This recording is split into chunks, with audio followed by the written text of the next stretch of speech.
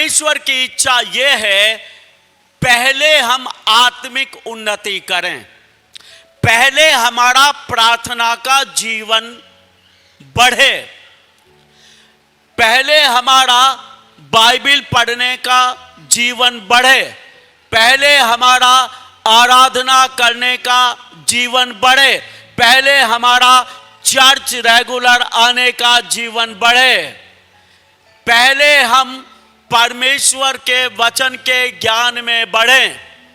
परमेश्वर की ये इच्छा है। समझ रहे हो? आत्मिक उन्नति, दान वरदानों में बढ़ें, पवित्र आत्मा का जो फल है उसमें बढ़ें, प्रभु के स्वभाव में बढ़ें, यीशु मसीह के कद काठी तक बढ़ें, ऐसा परमेश्वर चाहता है। और जैसे जैसे आत्मिक उन्नति कर रहा है, वैसे ही तमाम भली बातों में उन्नति करेंगे, वैसे ही रुपए में पैसे में बढ़ेंगे, धन दौलत में बढ़ेंगे, प्रॉपर्टी में बढ़ेंगे, दूसरे सुख दूसरे आनंद में बढ़ेंगे।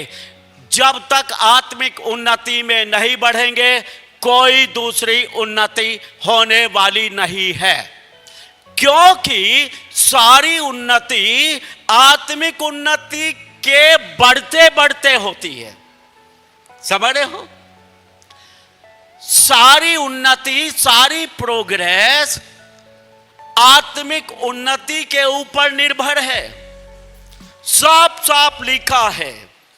दोबारा वचन को ध्यान से सुने।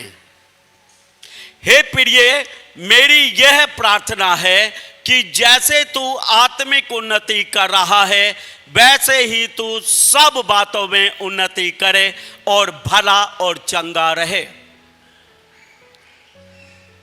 जैसे जैसे प्रार्थना के जीवन में बढ़ रहा है, जैसे जैसे वचन अध्ययन के जीवन में बढ़ रहा है, जैसे जैसे प्रभु के कद काठी में बढ़ रहा है, वैसे ही वैसे सब बातों में बढ़ेगा, वैसे ही वैसे सब बातों में बढ़ता चला जाएगा। अब लोग आत्मिक उन्नति में बढ़ना नहीं चाहते हैं, लोग प्रार्थना के जीवन में बढ़ना नहीं चाहते हैं, लोग बाइबल अध्ययन नहीं करते हैं, लोग प्रभु की नजदीकी में नहीं बढ़ना चाहते हैं, लोग प्रभु से प्रेम में नहीं बढ़ना चाहते हैं, उन बातों को एक तरफ उठाकर रखना चाहते हैं और वो सोचते हैं कोई प्रभु का दास आ जाए और दुआ कर दे और एक बड़ा चमत्कार हो जाए और तुरंत मेरी सरकारी नौकरी लग जाए, है ना, तुरंत एक बड़ा मेरा बिजनेस हो जाए, मनी मिराकल हो जाए।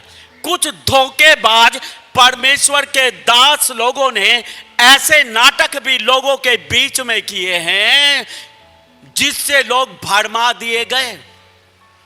हाँ,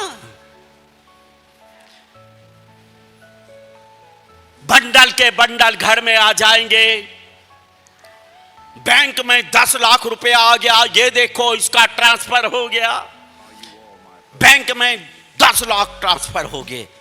ऐसे झूठे चमत्कार दिखाकर लोगों को बहकाया गया और लोगों ने सोच लिया हमें कुछ करने की जरूरत नहीं, बस प्रभु का दास कुछ करेगा, प्रभु कुछ करेगा और हो जाएगा।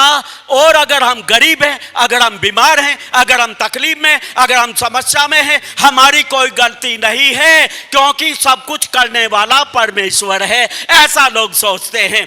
लेकिन यहां बाइबल में लिखा है जैसे तू आत्मिक उन्नति कर रहा है, वैसे तमाम भली बातों में उन्नति करेगा। अगर आप सरकारी नौकरी प्राप्त करना चाहते हैं, अगर आप एक बड़ा बिजनेस खड़ा करना चाहते हैं, आप बड़ी कमाई करना चाहते हैं, आप बड़ी चंगाई को चाहते हैं, आप बड़े छुटकारे को चाहते हैं, तो आप प्रभु के नजदीकी में बढ़ते चले जाएं, अपनी आत्मिक उन्नति बढ़ाते चले जाएं। और मैं आपको बता दूं, आप हर बात में बढ़ते चले जाएंगे। आमीन।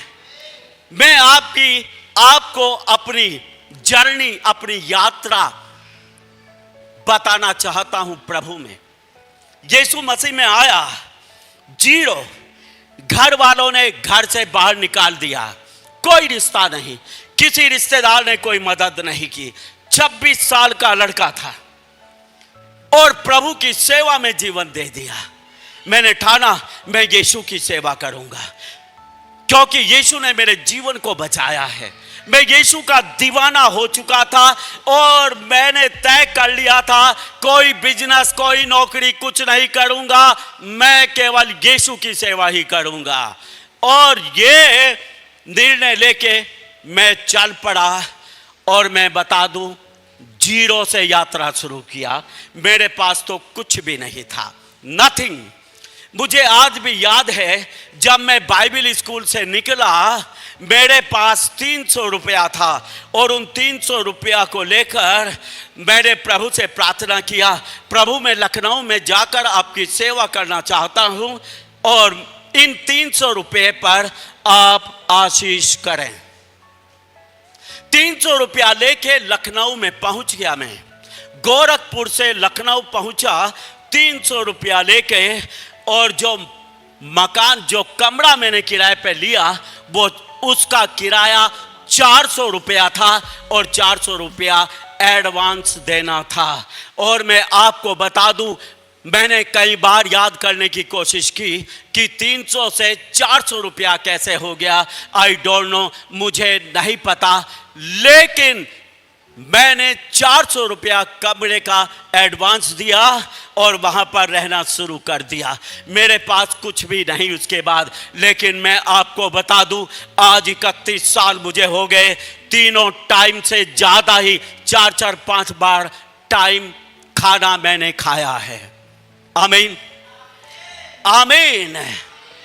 मैं यीशु मसीह का दीवाना था, मैं प्रभु का प्रचार करता था, मैं किसी बात की चिंता नहीं करता था। मुझे खाने को कहां से मिलेगा, पहनने को कहां से मिलेगा, रहने को कहां से मिलेगा। लेकिन परमेश्वर का धन्यवाद हो, मैं प्रार्थना के जीवन में बढ़ता चला गया, मैं वचन के जीवन में बढ़ता चला गया, मैं अपने प्रभु की सेवा में बढ़ता चला गया और मैं वैसे सारी बातों में बढ़ता चला गया।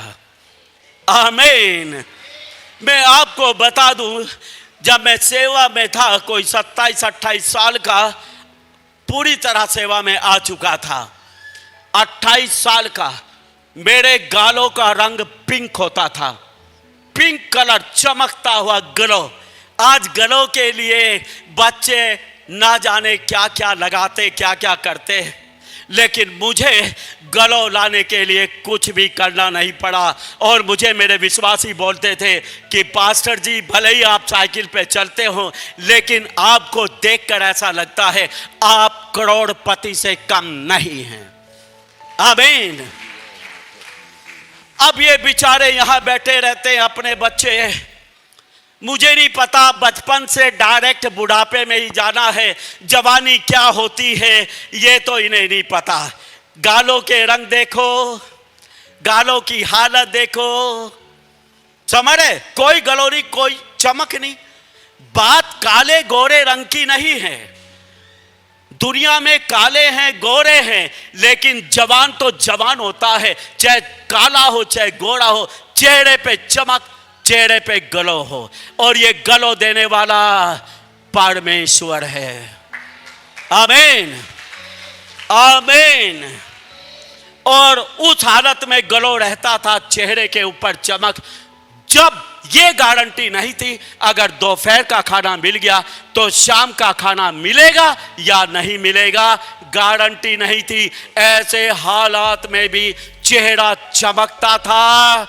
और जवानी क्या होती है ये विजय मानवेल जानता है। आमीन, आमीन। आज तो अगर अभी स्टेज पे लाऊं ना इन्हें बच्चों को, कोई 26 का, कोई 27 का, और चमक देखो, इनके चेहरों के रंग उड़े हुए हैं। कारण क्या है? कारण कुछ भी नहीं, प्रभु की उपस्थिति में आपके चेहरे का ग्लो बढ़ेगा, आपके शरीर में जान आएगी। मैं आपको बता रहा हूं, अगर लिखा सब बातों में, तो सब बातों में आप बढ़ेंगे। आमीन। अगर सारी बातों में बढ़ना है, रुपए में, पैसे में, जवानी में, ताकत में, किसी भी बात में आत्मिक उन्नति का प्रयास करो, आत्मा में बढ़ने का प्रयास करो, प्रभु के चरणों में रहने की आदत बना लो। हर एक चीज अपने आप बढ़ती चली जाएगी। इस रविवार अपने पूरे परिवार के साथ चर्च आइए और प्रभु की आशीषों से भर जाइए। चर्च का पता एक बार फिर से मैं आपको बता देती हूँ। सेक्टर 29D, देश सेवक भवन, चंडीगढ़। अधिक जानकारी के लिए स्क्रीन पर दिए गए नंबरों पर आप संपर्क कर सकते हैं। आप सभी को जय मसीह की।